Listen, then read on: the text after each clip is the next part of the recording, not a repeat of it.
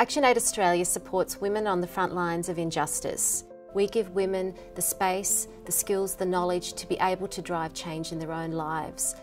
I think that's what makes us different. We're supporting women's self-determination and their ability to make their own choices, to make their own decisions, and our role is to facilitate and support that process.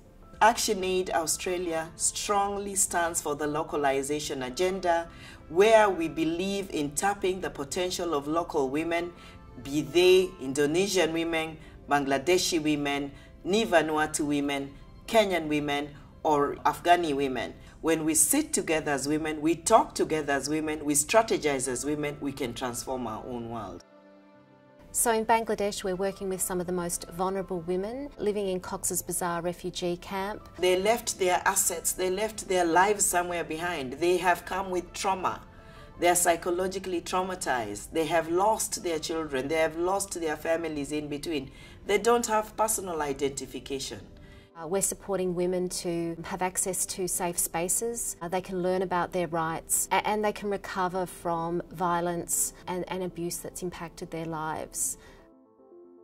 Cyclone Pam hit Vanuatu in 2015, and the mission there was to basically support women's protection in the humanitarian emergency. We've been supporting women over these last 5 years, increase their access to information and technology so that communities can be prepared for disasters like cyclones. Recently there was a tropical cyclone, and these women have organized and responded to the first major emergency themselves directly. What does this mean? It means that the investment we have put in the last 4 years is not in vain. They have learned what to do. They know how to respond. Those women call me sister. I call them sister.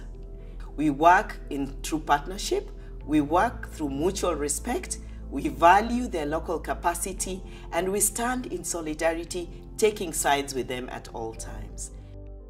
So right now we're in the middle of an intersecting crisis where we've got a health pandemic, the economic fallout, alongside growing impacts of climate change, hitting some of the poorest and most vulnerable communities around the world.